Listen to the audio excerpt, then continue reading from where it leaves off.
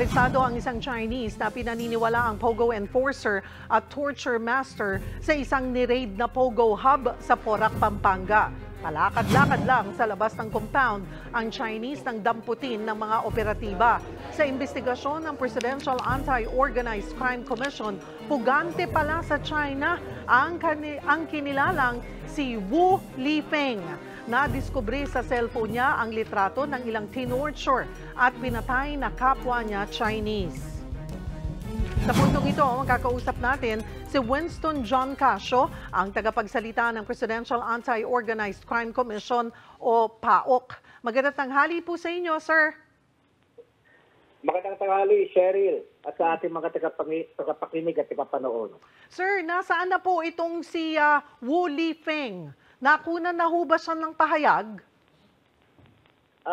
Hindi pa ho. Ganito ho kasi yan. Si Wu Lifeng po ay nandito sa ating detention facility, sa ating holding facility dito sa Pasay, sapagkat na-inquest na po siya kahapon sa immigration inquest for violation of immigration laws.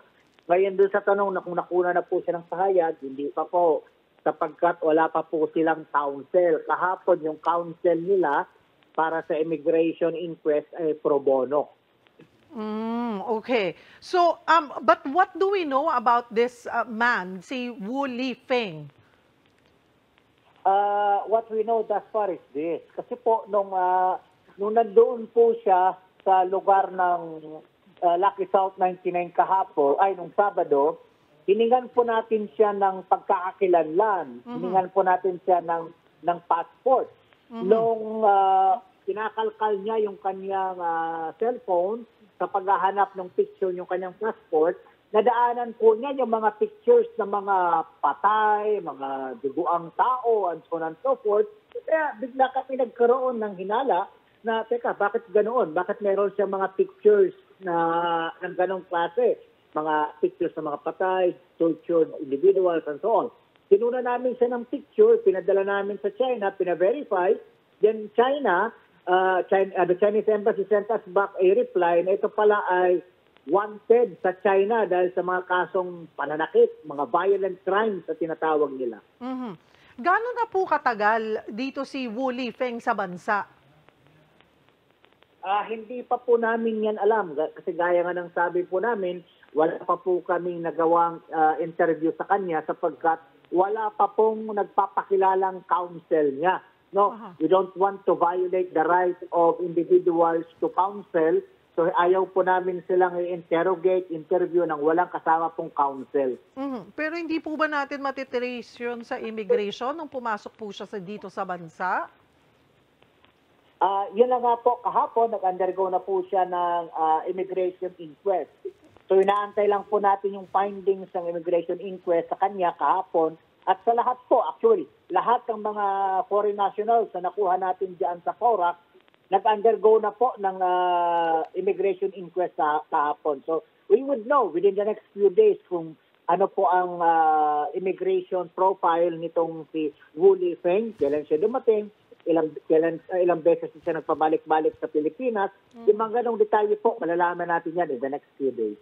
Bukod po dito sa naarestong Chinese, ano pa yung nadiskubre nating illegal activities sa huling raid po ninyo dito sa Pogo Hub sa Porac, Pampanga? Kasama po sa mga natagpuan natin sa pag-search natin dyan ay yung mga tinatawag nating mga cloning devices. Cloning devices ng mga debit cards, credit cards, and so on and so forth. Yun po ay paglabag noong tinatawag nating illegal access devices use, no? Use of illegal access devices. So, bukod pa po doon, marami tayong nakita mga retractable batons, mga yupi-yuping mga baseball bat, doon sa 3 kwarto na puno ng dugo. So, meron pong 3 kwarto doon na mga maraming talsik ng dugo, mga dugo ang mga damit. So, yun po ngayon ay aming doon sapagkat sa aming pananaw, yung pong 3 kwarto na yon ay active crime scene. Malamang doon ginagawa yung mga torture. May mga nakita rin kami mga ilang gramo siguro ng shabu, mga personal use ng mga workers doon. napakarami hong violation tayo nakita doon. Mhm, mhm. At kumusta po yung pag-iimbestiga ninyo kung sino ang nasa likod po nitong Pogo Hub na ito? Bakit ho malakas ang loob ng mga dayuhan na gumawa ng iligal na aktibidad dito sa ating bansa? Well, so far sa initial na investigasyon namin, nakikita namin na meron silang mga kakuntsabang mga lokal at mga transnational na mga organized crime groups, no? Tama po yung sasabi ng ating senador na si Senator Gatchalian na mukhang nagkakaroon na ng alyansa yung mga international at mga lokal na mga criminal crime groups, no? So that's very alarming. Mhm, mhm. At paano pa po palalawakin ng PAOK ang pag-iimbestiga on this na yung mga locals ay pwedeng may mga locals na kasabwat po? Well, we will follow where the evidence leads us, no? Kung saan po tayo dadalhin ng ebidensya, dun po tayo titigil. At mas palalawakin pa po natin, depende sa laki ng ebidensya nakikita po natin at nakakalap natin. Bukod po sa mga Pogo Hub sa Norte, may mga minomonitor pa ba kayong ibang Pogo Hub na gumagawa po ng illegal activities? Hindi naman po Pogo Hubs ang ating minomonitor. Ang minomonitor po natin ay yung mga scam farms, no?